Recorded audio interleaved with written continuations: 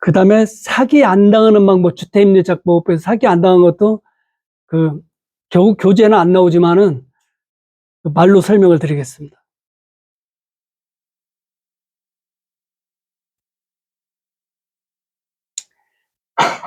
이 주택임대차보호법은 먼저 시간에도 말씀드렸지만은 민법에 대한 특별법입니다. 특별법. 즉 민법에 등기할 수 있는 길을 두 군데나 열어놨음에도 불구하고 집주인들이 등기를 안 해줬어요. 그래서 그 임차인들을 보호하기 위해서 만든 특별법입니다. 즉 민법에 부동산 임대차는 등기할 수 있게끔 채권임에도 불구하고 등기할 수 있게끔 해놓고 또 그 다음에 그 전세권을 물건으로 가져가가지고 용익물건으로 가져가가지고 등기할 수 있는 길을 열었어요. 등기하면은 채권하고 달리 모든 사람에게 대항할 수 있는 절대적인 권리입니다. 절대적인 권리. 네. 그래서 즉 모든 사람에게 대항할 수 있어요. 그 물건들은요. 그 물건들은. 그래서 보다 두텁게 보호가 되죠. 네. 그런데 문제는 집주인이 그 주택의 수요보다 공급이 적기 때문에 너 아니라도 들어올 사람 많다. 예, 등기 못 해주겠다. 들어오기 싫으면 들어오지 말고 이렇게 배짱을 내밀어 버렸네요. 그래가지고 별 수 없이 그 사람들을 보호하기 위해서 또 특별법인 주택임대차보호법을 만들었습니다. 그래 이 특별법하고 일반법인 민법이 충돌하면은 특별법이 우선하고 그 다음에 특별법인 주택임대차보호법에 나오지 않는 것은 민법, 일반법인 민법이 적용됩니다. 그러므로 이 3조 대항력 이게 핵심입니다. 이게 핵심이에요. 임대차는 그 등기가 없는 경우에도 임차인이 주택의 인도와 주민등 두 가지입니다. 두 가지. 네, 두 가지. 3조의 1항은 그 대항 요건이 두 개밖에 없어요. 대항력을 인정받는 요건이 두 개밖에 없습니다. 즉, 그 인도와 전입신고 이 두 개만 흐르면은 그 다음 날로부터 제3자의 효력이 생긴다. 이 경우 전입신고를 한때 주민등록된 것으로 본다. 이 3조의 1은 임대차 관계가 지속되는데 효력이 있는 그런 조항입니다. 즉, 이 임대차 관계가 종료되지 않고 임대차 관계가 살아있는 상태에서는 그 대항 요건이 그 인도와 주민등록 전입신고예요. 두 개만 하면은 전부 다 대항할 수가 있습니다. 대항할 수가 있어요. 네. 그런데 여기서 지금 조심할 것은 사기를 당하지 않으려면은 그 인도와 주민등록 전입신고 할 때 반드시 등기부 등본, 즉 등기상 전부증명서를 그날 발급받은 걸로 확인을 해야 돼요. 그날 발급받은 거. 네. 그런데 이 사기한 사람들이 절대로 부자 임차인들은 사기를 당하지 않습니다. 아까 말씀드린 무슨 뭐 20억짜리, 30억짜리, 40억짜리 이런 아파트들은 그 전세금만 하더라도 뭐 10억 원, 뭐 15억, 20억 그렇게 되잖아요. 이 사람들은 절대로 사기 당하지 않아요. 왜 그러냐면은 이 사람들은 법을 잘 아는 사람들이기 때문에 또 소개를 시키는 사람도 잘 알고 또 복비도 많고 그렇기 때문에 그 전입신고할 때 그 등기상 전부증명서를 철저히 확인하고 그 다음에 또 더 중요한 게 계약을 할 때 계약금을 일정금 지불하고 잔금은 이사 가고 그 이사를 가서 이제 이상 없이 점유를 인도받고 난 후에 그때 그 지불합니다. 그때도 등기상 전부증명서를 다시 한번 확인을 하고 그 잔금을 지불해요. 그러면은 절대로 사기당하지 않겠죠. 그런데 법 없이도 사는 서민들, 즉 2억에서 한 4억 정도 되는 아파트, 빌라, 연립주택 이런 데 사신 분들이 그 본의 아니게 사기당하는 경우도 있고, 그 다음 진짜 사기꾼한테 사기당하는 경우도 있고, 여러 가지가 있는데, 그 유형은 내가 들어갈 때 사기 치려고 온 사람, 사기꾼한테 당하는 유형은 등기부등본을 며칠 전에 떼어놓고 나한테 그걸 보여주면서 이제 깨끗합니다. 예. 그런데 사실은 그 사이에 은행에서 대출을 받아서 담보대출을. 그런데 그 들어온 전입 임차인이 법을 몰라요. 그런데 등기상으로 딱 설명하면서 보다시피 깨끗한 집입니다.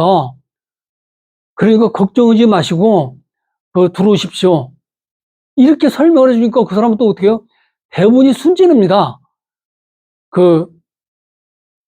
의심이 없어요. 대부분이 법 없이도 사는 사람들이에요. 이분들이 이거 전문가가 그렇다면 믿어야죠. 그러고 들어갔어요. 근데 나중에 확인해 보니까 미리 전세금을, 담보대출을 받아 써버렸네요. 그리고 자기가 순위가 밀린 거예요. 그런데 또 그분들은 주택임대차 보호법이 뭔가도 모르는 분들이 많아요, 실제로. 먹고 살기 바쁘다 보면은. 그래서 설명을 해줬는데 무슨 말을 못 알아듣는 경우도 있고, 또 대충 사기칠 사람들은 굉장히 말을 잘합니다. 말로 벌어먹고 살아요. 그래 사기당한 것도 있고, 또 두 번째는 또 어떤 게 있냐. 이건 사기 아닌 사기인데, 집값이 계속 그 수도권 안에는 1년에 10%씩 다 올랐어요, 지금까지. 그래서 내가 그 집에 이제 임대차 들어가려고 하니까 공인중개사나 그 임대인이 미리 은행에서 담보대출을 받아 썼어요. 3억짜리 앞 연립주택을, 빌라를 2억 대출에 썼어요. 그리고는 나한테 보증금 2억을 달라는 거예요. 그러면서 뭐라고 하냐. 그 은행에서 대출금이 있는데 이건 집값이 한 5억 갑니다. 네, 그리고 이게 아마 사장님이 그 임대차 계약이 종료될 때쯤, 동료될 때쯤 되면은 집값이 한 20% 올라서 한 6억 그 정도 가니까 그 최악의 경우 대출금을 주고도 사장님 보증금은 충분히 주고도 남습니다. 이렇게 설명을 하네요. 그런지 알았죠, 뭐 자기는. 그러고 들어갔어요. 근데 느닷없이 팬데믹 시대에 와가지고 집값이 반토막 올라간 게 아니라 반절로 떨어져 버렸네요. 이러면은 또 사람들이 그런 소문이 돌면은 누구도 안 사요, 그 집을. 이제 집값이 기하급수적으로 떨어지게 생기는 거죠. 유찰이 한 번만 되면은 보증금 못 받고 하루도 못 받고, 두 번 되면은 아예 뭐 없어져 버리고, 이런 일이 벌어지는 거예요. 예, 그런 일이 벌어지기 때문에 또 본의 아니게 그 소개시킨 분이나 임대인이 사기꾼이 된 거고, 예. 그 다음에 또 사기꾼들이 실제로 몇 달 전에 있었던 일인데, 내가 들어갈 때는 분명히 깨끗했어요. 그런데 집주인이 내 도장을 위조해가지고 나를 다른 데로 전입을 시켜놓고 은행에 비대면 대출이 성행했잖아요. 코로나 때문에. 비대면 대출이 굉장히 많았습니다. 그게 아마 조만간에 터질 거예요. 이 사기꾼들이 대출을 받고 나를 다시 원위치 시켜놓은 거예요. 그래서 순서가 밀려버리는 거예요. 누가 자주 확인을 해보나요, 누가? 그랬는데, 어떻게 해서 뜰켰냐면은, 내가 전세금을 대출을 얻었어요. 그랬는데 금융기관에서 내가 이제 전세금 대출을 얻을 때는 전세금을 나를 주는 게 아니라 집주인을 주잖아요. 예. 네. 그랬는데 은행에서 관리 차원에서 등기부 등본을 띄워보니까 자기가 전세 대출할 때는 분명히 이 집이 깨끗했는데 2년 지나고 보니까 앞에 선순위 그 담보대출이 있네요. 그래, 그 전세 사실 뭐 임대차 사는 분한테 연락을 했어요. 이게 어떻게 된 거냐. 그러니까 그때서 그런 일이 있어요. 가서 확인해 보니까 이런 일이 벌어졌네요. 그래가지고 그 행정소송을 걸어가지고 그 원위치를 시키려고 그러는데 물론 원위치가 되겠죠. 그때 그 손해는 누가 보느냐면은 그 대출을 해준 은행, 이게 전세 대출이 아니라 담보 대출 해주는 은행, 비대면 그걸 단점을 이용해가지고 대출 브로커랑 짜고 이제 그렇게 사기를 친 건데 그 사람들이 잘못이 있으니까 그 사람들이 그 책임을 지고 원상회복을 시키는데 행정소송 하는데 비용도 많이 들어갈 뿐더러 시간도 많이 걸리고 스트레스 엄청 받고 그런 사기가 있었습니다. 그래서 이런 사기를 안 당하려면은 서로 믿고 살자. 그건 자기 속을 잘 아는 사람도 못 믿은 마당에 아니 부부간에도 못 믿는데 자식과도 못 믿는데 어떻게 남을 믿겠어요. 예, 그래서 꼭 어떻게 해야 되냐면은 그 계약금 주시고 그 다음에 전입신고하고 이사를 갈 때, 즉 이 전입신고 이사는 늦은 걸 기준으로 합니다. 늦은 걸. 그 다음 좀 이따 확정일자까지 나오면 3개잖아, 확정일자는. 그 3개 중에 제일 늦은 걸 기준으로 해요. 그러니까 어떻게 해요? 늦은 것을 할 때 그 잔금을 다 치르고 늦은 그 행위를 하고 난 다음에 그 잔금을 지불해야 돼요. 잔금 지불하기 전에도 혹시나 모르니까 등기부등본 연락 오는데 800원, 발급받는데 1,000원이에요. 그 뭐 돈도 아니잖아요, 그게. 그 다음에 옆에 주민센터 가면 다 떼어볼 수 있고, 즉시 그 시간별로. 실제로 어떤 분들은, 내가 오전에 전입신고를 했는데, 혹시 오후에 등기를 했으면은 등기가 빠르지 않느냐, 이렇게 그 주장을 사람인데, 그거는 머릿속에서나 나오는 그런 생각이고, 실제 현실에서는 벌어지지 않습니다. 왜 그러냐면은, 이 지금 원래 실제로 몇 년 전에 그런 일이 있어가지고 이 3조 그 주민등록이 된 대로 본다 이 조항을 신설했습니다. 그때로 정말로 둘이 신고를 했는데 그 전입신고 온 사람이 나는 분명히 전입신고를 이틀 전에 했어요. 그랬는데 등기 온 사람이 바로 그 다음날 했네요. 그랬는데 담당 공무원이 출장 갔다 오니라고 그 기재가 이틀 늦었네요. 그런데 2, 3일 늦었어요. 근데 그 사이에 등기가 돼버렸네요. 그래가지고 그 대법원까지 갔습니다. 그 사건이. 그래서 대법원에서 뭐라고 했냐면은 먼저에 말씀드린 것처럼 전입신고가 된 때는 그 주민등록번호는 공적 장부다. 행정 편의상 관련은 공적 장부다. 그러므로 국가기관인 담당 공무원이 전입신고를 접수받은 때 그 전입된 거다. 그 다음에 아까 제가 물건의 공시방법인 등기는 모든 사람이 알 수 있는 상태가 돼야 등기 효력이 발생한다. 즉 등기 공무원이 등기부 등본에 기재를 하고 날인을 했을 때 효력이 발생한다.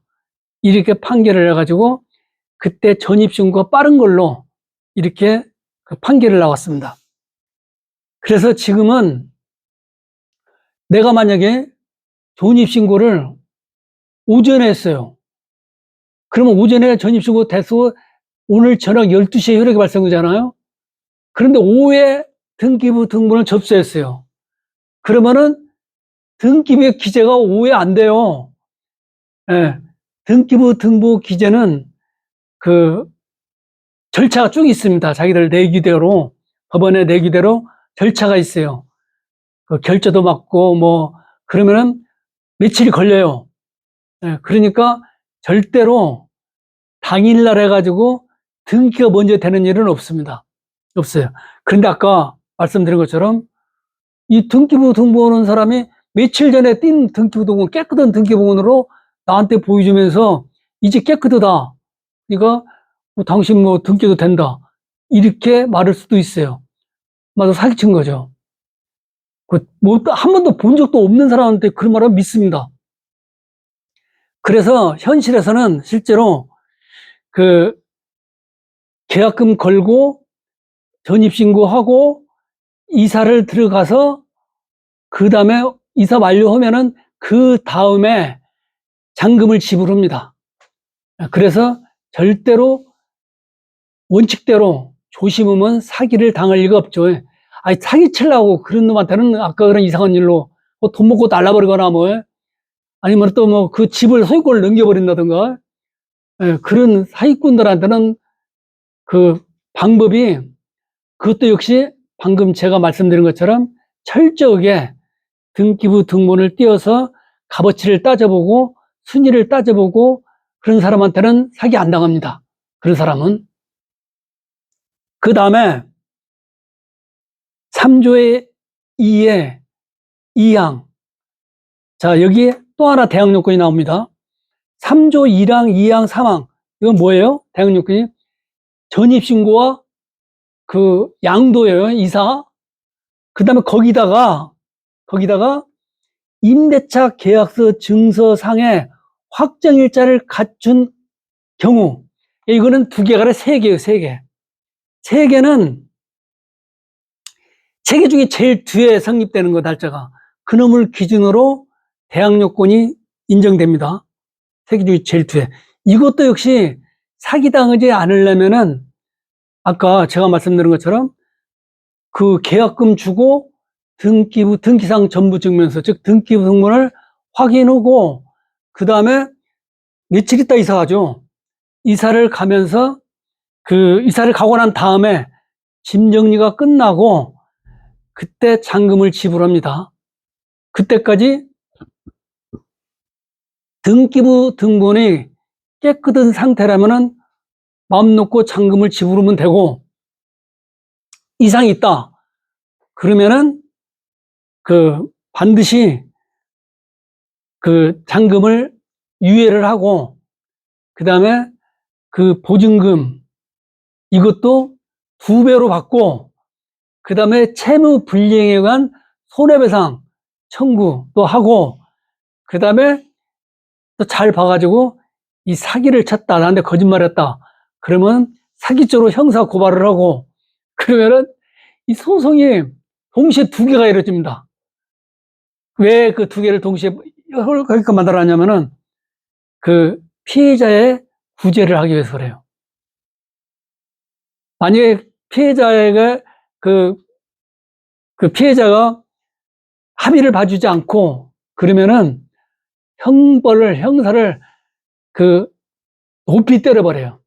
그러니까 그 사람이 막 사정을 하죠. 이제 막 죽을 죄 졌다. 돈, 형사합의금 얼마, 손해배상금, 형사금은 별도예요. 형사합의금 별도고, 손해배상금 별도입니다. 그, 형사합의서 쓸 때, 이것은 그 손해배상금, 민사 손해배상금에서 제외시키기로 한다. 이 말을 써놔야 돼요. 잘못하면 민사 그 합의금, 민사 손해배상금에 포함시키는 불상사 발생될 수도 있어요. 그렇게 하시면은 사기를 미연에 방지할 수가 있습니다. 그 다음에 지금 이 3조 2의 2항은요, 이것은 앞에 3조 1항은 임대차 계약이 존속되는 데 해당되는 거고, 즉 그것은 임대차가 말소되지 않았어요. 소멸하지 않았어요. 그런 상태에서는 전 주인이 가지고 있는 권리와 의무를 후주인이 그대로 다 승계되기 때문에 나는 전 주인한테 물거나 후진하는 분들은 아무 관계, 난 손해볼 게 없어요, 임차인은. 그런데 이 3조의 2항은 이 어떨 때냐면은 이게 재수없을 라니까 내가 들어간 집이 경매로 넘어가 버렸네요. 그런 경우에는 이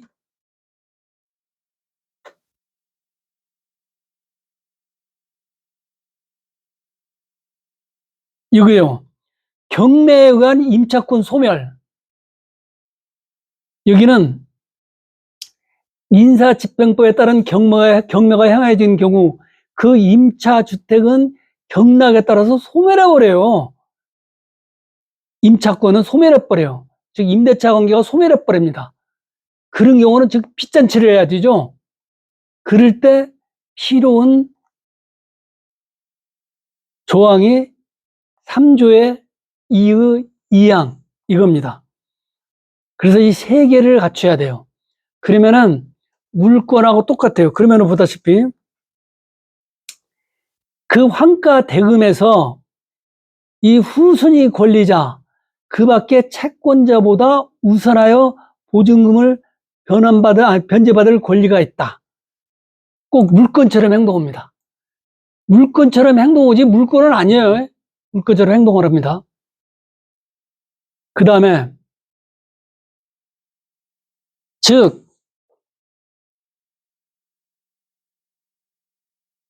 좀 이따 설명을 드려야겠네.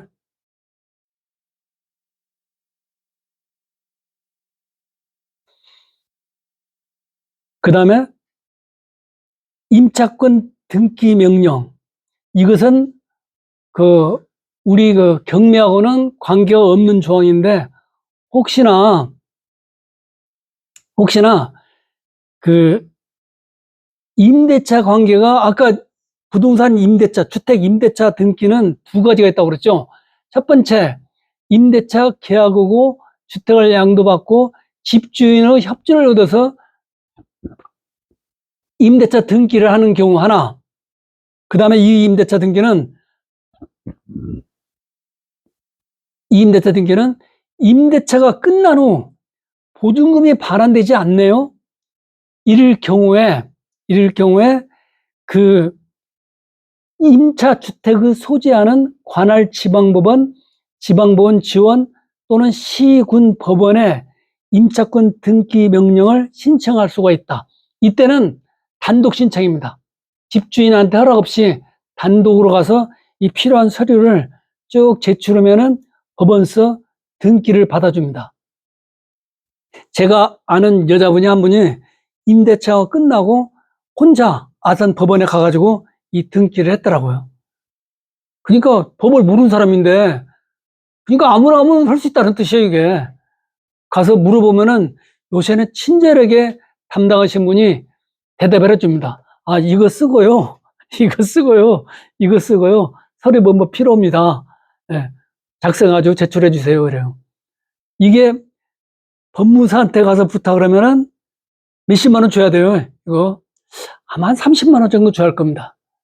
예. 저게 돈을 못 줄 때 하는 거죠? 예? 못 받을 때, 임차인이 못 받을 때. 그러면은 또 이것도 조심해야 돼요.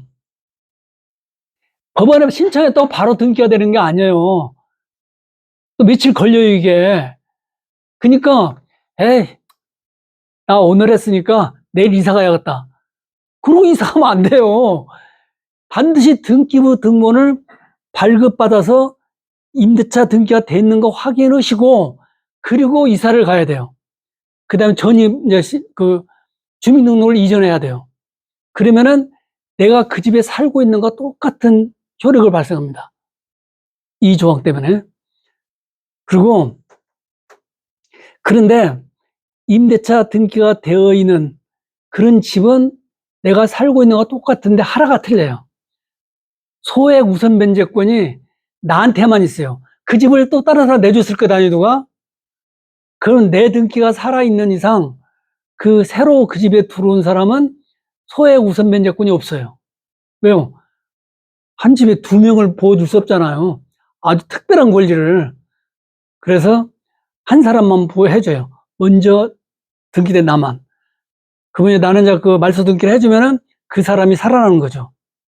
왜 그러냐면은 소액 우선 면제권은요, 좀 이따 말씀드리겠지만은 순서에 관계없이, 그 다음에 다른 것들은 그 내가 임대차 계약을 작성을 당시 시행된 주택임대차보호법이 적용되는 게 아니라 그 부동산에 그 담보물건이 설정된 날에 시행된 임대차 보호법이 적용되는 거예요.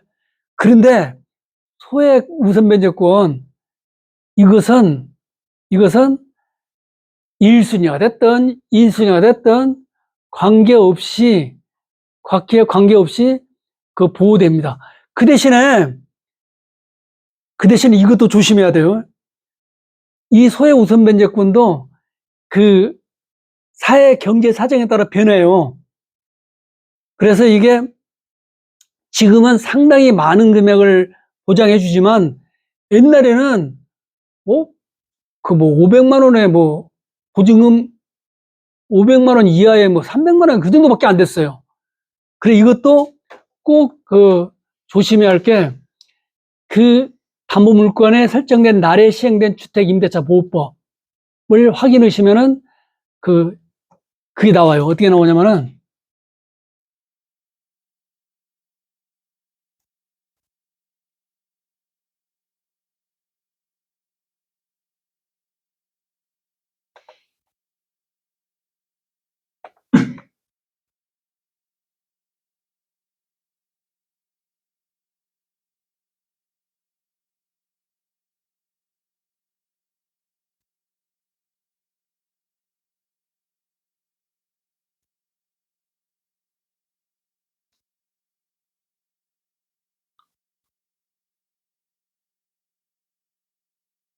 이게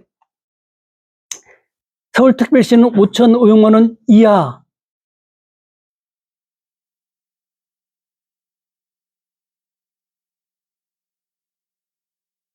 왜 이렇게 시원찮게 나오냐?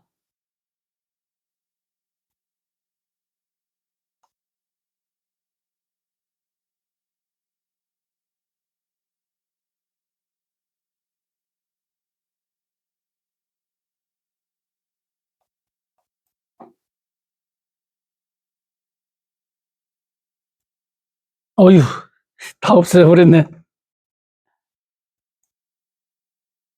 에이,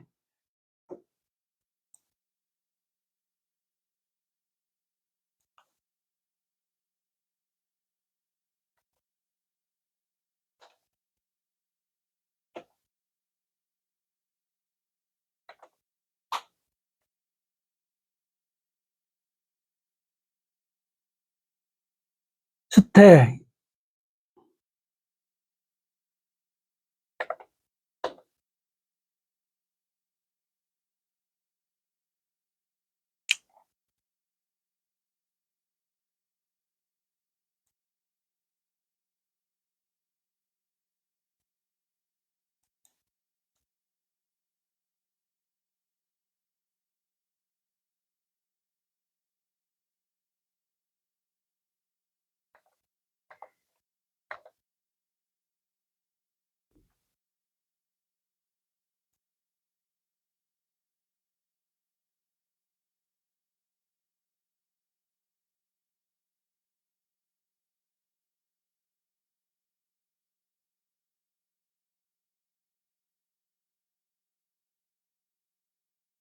글씨가 좀 똑바로 보이는 게,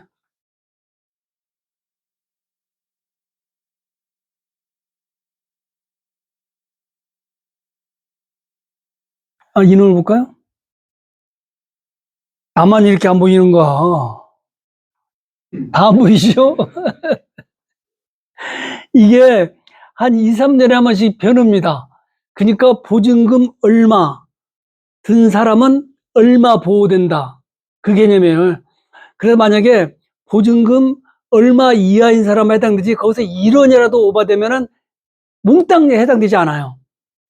그래서 이것은 그 소액 월세 사는 사람들을 만약에 입이 경매 넘어가지고 한 푼도 못 받으면은, 순서에 밀려가지고 한 푼도 못 받으면은, 어디 가서 못 먹고 살아요. 그래서 헌법에 보장되는 생존권적 기본권이 최우선하기 때문에 일정 금액을 그 물건에 관계없이, 순서에 관계없이 그 사람이 여기에 들었던 관계없이 그 사람 금액만 먼저 주고 그 다음에 배당을 합니다. 그게 그 소액 우선 면제권이에요. 보증금 얼마 이하인 사람한테 얼마까지. 근데 그게 금액이 2, 3년에 한 번씩 바뀌어요. 그러면 어떤 걸 적용하느냐? 자기가 임대차 계약서 쓸 당시 시행된 주택임대차 보호법이 아니에요. 이것도 역시 그 등기부 등본에 제일 먼저 나오는, 예를 들어서 내가 그 집에 들어갈 때 이 1번이 저당권이 설정됐는데 저당권 설정된 날짜를 보니까 2000년도에 설정됐다. 그러면 이 사람이 저당권 설정을 당시 시행된 주택임대차 보호법이 적용해요. 나는 2023년에 들어갔는데, 24년에 들어갔는데 2000년대에 빌렸었다. 그러면 24년 전에 시행된 주택임대차 보호법이 적용돼요. 그때는 그 보증금이 적어요. 그 다음에 적은 금액이 우선 면제돼요. 지금은 이게 올라가지고, 이런 보기 좋네. 1984년도에는 보증금 범위가 우리 아산용이 200만 원에서 최우선 변제, 우선 변제가 200만 원이었어요. 만약에 보증금 범위가 210만 원, 200만, 201만 원 되더라도 아예 한 푼도 못 받습니다. 그런데 이 10년도, 2010년도에는 4천만 원에 1,400만 원이네요. 4천만 원 이하에 살고 계신 분은 부도나면은 경매 넘어갔으면은 1,400만 원은 무조건 우선 변제해주고 그다음 나머지 정산해요. 그 뜻이에요. 그 대신에 꼭 등기부 등본에 제일 먼저 설정된 담보물건이 기준이 됩니다.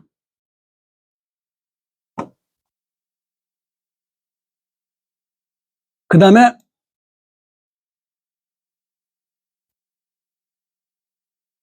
보증금 회수까지 했고, 이 임차권 등기 명령까지 했고, 효력, 이건 뭐 그런데 관계, 이건 이제 이것이 또 문제가 됩니다. 경매에 의한 임차권의 소멸. 임차권은 임차주택의 민사집행법에 따른 경매에 해가진 경우에 임차주택의 경락에 따라 소멸한다. 빚잔치를 다 뜻이에요. 임대차가 없어져 버려요. 그래 보니까 제가 말씀드렸죠. 그 원룸의 주인이 바뀌는 방법은 두 가지가 있다. 하나는 전 주인한테 매매로 후주인이 돈 주고 산 경우, 또 한 경우는 전 주인이 부도 하나 가지고 경매로 후주인이 사는 경우, 두 개가 완전 틀려요. 전 주인이 한테 매매로 샀을 경우는 공고를 어떻게 붙이냐면은 주인이 바뀌었습니다. 혹시 문의사항이 있으면은 공인중개사, 관리해주는 공인중개사로 전화번호를 적어놔요. 그 말은 무슨 말이에요? 네가 계약 당시에 전 주인하고 맺었던 조건 그대로 내가 인수한다. 그냥 너는 걱정 말고 살아라. 기간 동안에. 그 뜻이고, 두 번째, 그 집이 경매로 넘어갔어요. 그러면은 임대차 관계가 없어져버려요. 소멸해버렸어요. 그러니까 어떻게 해야 돼요? 언제까지 집을 비워주십시오. 네, 그렇게 붙입니다. 왜요? 집만 샀지 안에 있는 비품은 나한테 넘어오지 않아서 동사는. 네, 그렇기 때문에 그 안에 들고 있는 사람들은 경락받은 사람하고는 관계가 없어요. 나는 내가 경락받은 사람의 경락 대금에서 배당을 받고 못 받고 그런 관계가 형성될 뿐이지 경락인에게 대항할 수는 없습니다. 자, 근데 이 뒤에가 재밌어요. 그 주택의 경락에 따라 소멸을 한다. 다만 이게 문제가 됩니다. 다만 보증금이 모두 변제되지 아니한 대항력 있는 임차권은 그러하지 않는다. 즉 경락에 따라 소멸하지 않는다.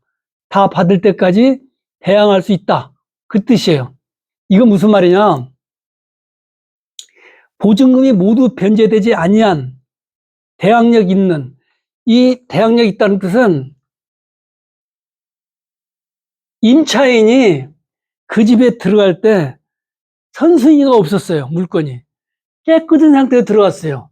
그런 경우를 가리켜서 임차인이 대항력과 우선 변제권이 있다. 그 뜻입니다. 즉, 이 임차인이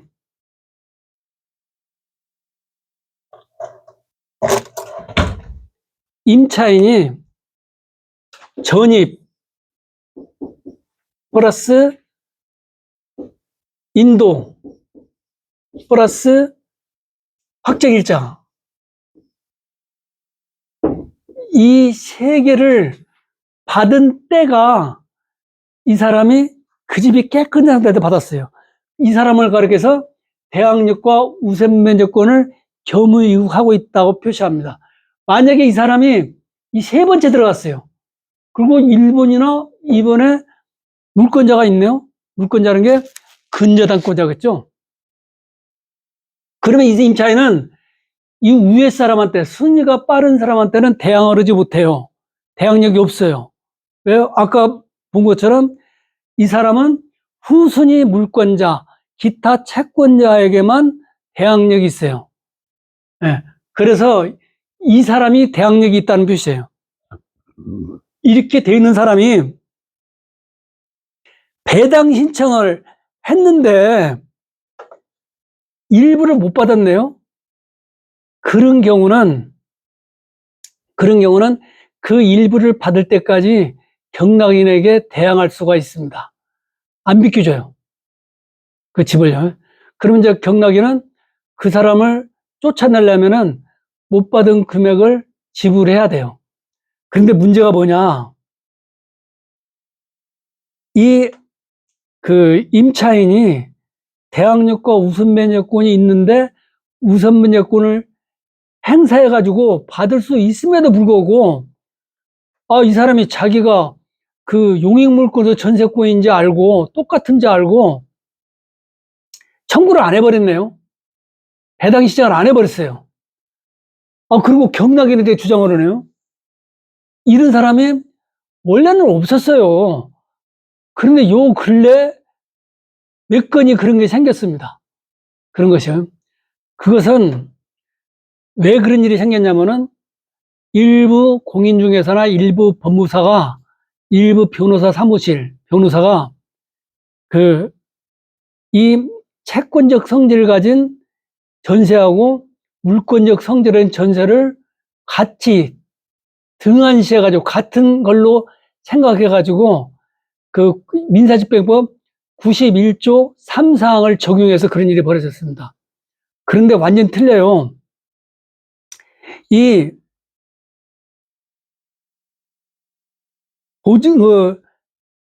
대항력과 우선 변제권을 가질 수 있는 사람,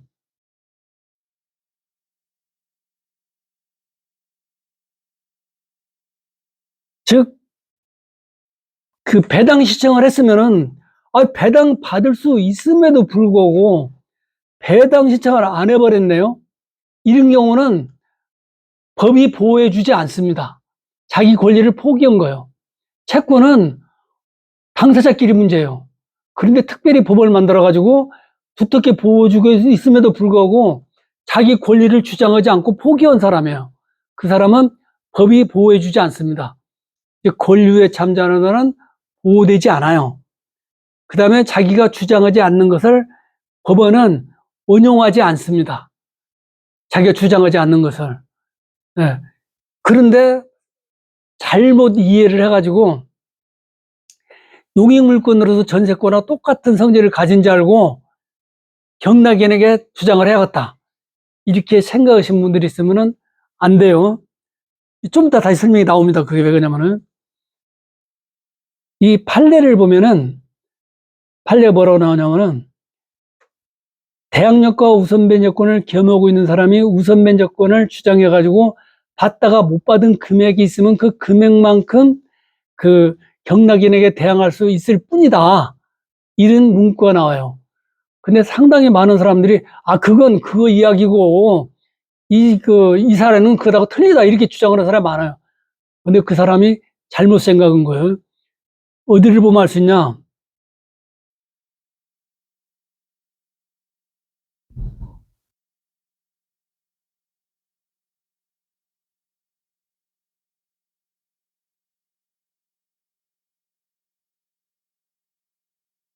이 보증금 중 일정액 보호, 아까 설명드린 거. 이것은 임차인의 보증금 중 일정액은 다른 담보물권자보다 우선하여 변제를 받는다. 즉, 이 사람은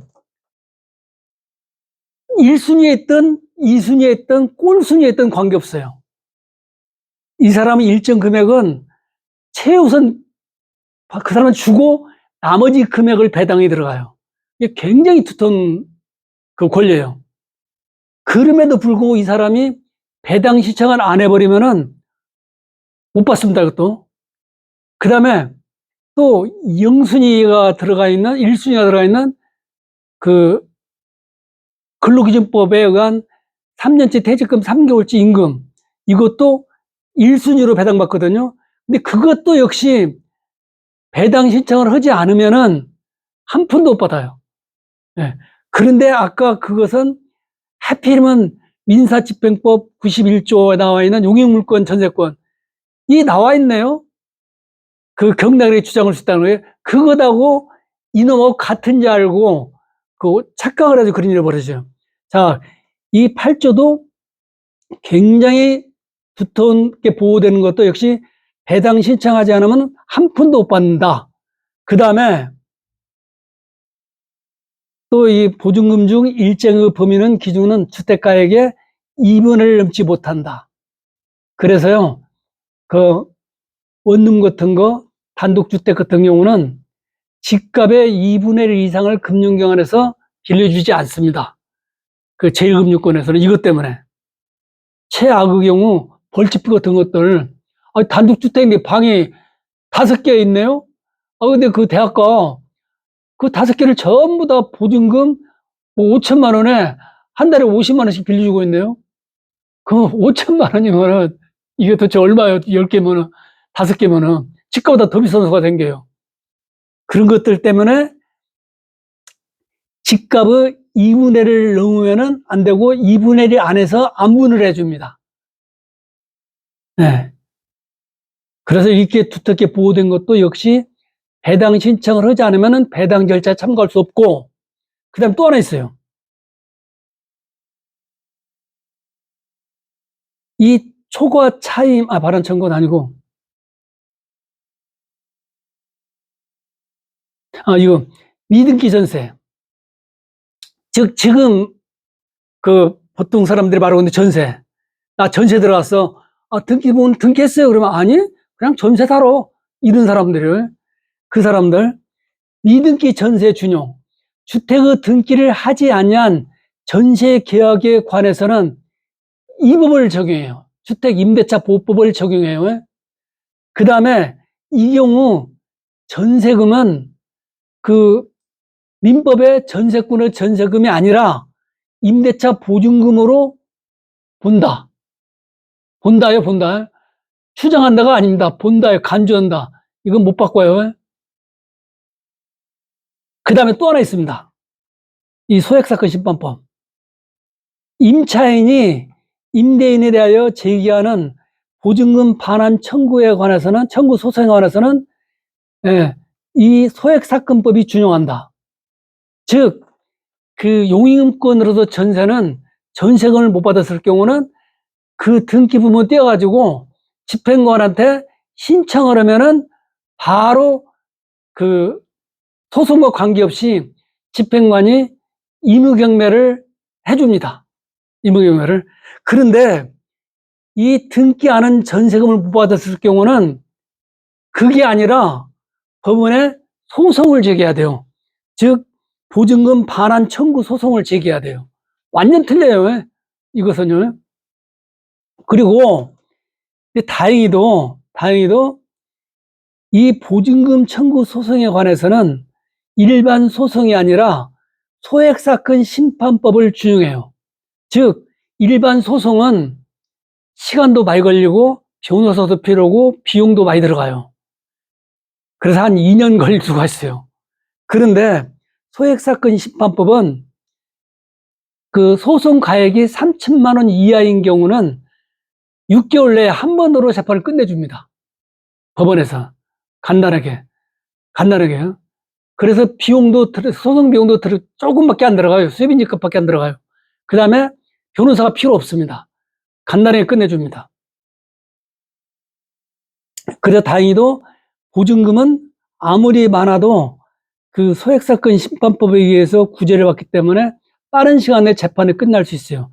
이걸 총 망라해서 비교해 볼 때, 우리가 보통 사회에서 많은 분들이 혼용하고 계시는 그 전세, 채권적 성질을 가진 전세하고 물권적 성질을 가진 것하고 차이가 많다. 그 다음에 또 하나 더, 민사집행법에서 말하는 용익물권으로 전세는 먼저 말씀드렸죠. 만약에 전세권자가 배당 신청을 안 해버리면은 경락인이 다 인수한다. 그 대신에 전세금을 상계시켜버려요. 상계시키죠, 법원에서요. 계산서를 새로 떼어줍니다. 새로 만들어줘요. 그런데 이 채권적 성질한 전세금은요, 배당 신청을 안 하면은 니네가 알아서 해결을 하고 법원에서 관여를 하지 않아요. 즉, 상계를 시켜주지 않습니다. 그리고 민사집행법에 나온 전세권, 그 사람은요, 못 받은 경우가 절대로 발생하지 않아요.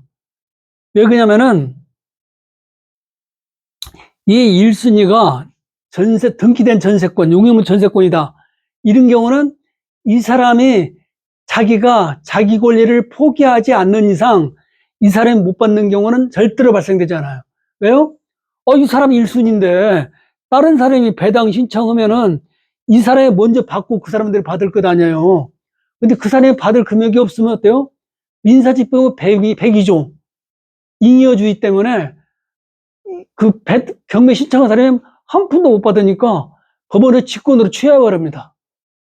그리고 만약에 경매를 계속 진행을 하면은 그 사람에게 법원에서 얼마에 내놓으십시오. 그러면 이 사람 주고 얼마가 남으니까, 그럼 누가 안 사가면 그 돈 주고 내가 사겠습니다. 이럴 때만 경매가 진행돼요. 그래서 1순위가 전세권인 경우는 절대로 못 받는, 자기 본인이 포기하지 않는 이상은 절대로 못 받는 경우는 안 생겨요. 물권도 재산권이기 때문에 언제든지 본인이 포기할 수 있습니다. 소멸 원인 중에 하나가 들어가요, 포기가요. 여기까지 마지막으로 정리를 해드리면은, 이 등기가 되는 전세권은 꼭 배당 신청을 해야 된다. 그리고 못 받은 금액이 있으면 그 금액만큼만 경락인에게 대항할 수 있다. 그런데 신청을 하지 않으면은 자기 권리가, 특별법으로 보호되는 자기 권리가 포기된 거고, 그 사람은 누구한테 주장을 해야 되냐면은 원래 계약을 맺는 당사자, 그리고 이 안에 나와 있는 모든 배당 신청했다 못 받은 사람들 있잖아요. 그 못 받은 금액이 영원히 없어지는 게 아니에요. 그것은 일반 채권으로서 남습니다. 그럼 원래 계약을 맺은 사람한테 청구할 수 있어요. 그런데 전 권리자가 무자력자가 됐네요. 그럼 못 받는 거예요. 민사는요. 그래서 꼭 배당 신청을 해야 된다. 그런데 설명을 잘못 듣고 물권적 성질을 가진 전세권으로 착각을 해가지고 배당 신청을 안 하고 경락에 대항하는 사람들, 이 경우도 대부분이 왜 그런 일이 벌어지냐면은 약간의 잘못된 가장 임차인이라든가 또 후순위 물권자에게 거짓말했다든가 여러 가지 사유가 있을 때만 가능합니다. 정상적인 상황이라면은 특별법이 보호해주는데 왜 배당 시작을 안 합니까? 그리고 또 그 법원 소송이랄지 법의 이념 중에 민사소송법 이런 이념 중에 그 당사자가 원용하지 않는 것은 법원에서 적용하지 않습니다. 즉 자기 권리에 잠자는 자는 국가가 보호해주지 않아요. 자기 권리는 자기가 쟁취해야 됩니다. 소송에서 전부 다가. 그런 이념에 비춰보거나 그 다음에 물권, 그 다음에 채권에 비춰보거나 이 조항들 여러 가지를 비춰보거나 상계 규정을 비춰볼 때도 역시 그 대항력과 우선 매수권을 겸유하고 있는 임차인은 반드시 배당 신청을 해야 된다. 배당 신청하지 않으면 자기 권리를 포기하는 그런 결과가 발생된다. 이렇게 정리할 수 있습니다. 근데 이것도 안타깝게도 부자들 그 비싼 주택은 이런 일이 안 발생돼요. 근데 꼭 그 서민들, 법 없이도 살만한 사람들이 꼭 그런 일이 가끔가다 발생돼요. 예전에는 발생 안 됐는데 요새 발생되고 있습니다. 자, 오늘은 여기까지 하고요. 그 다음에 다음 주는 그 서식이 한 20몇 가지가 나오는데 우리한테 필요한 서식을 다시 한번 설명해드리고 그 주의할 점 이걸 강조해드리고 종강을 해드리겠습니다.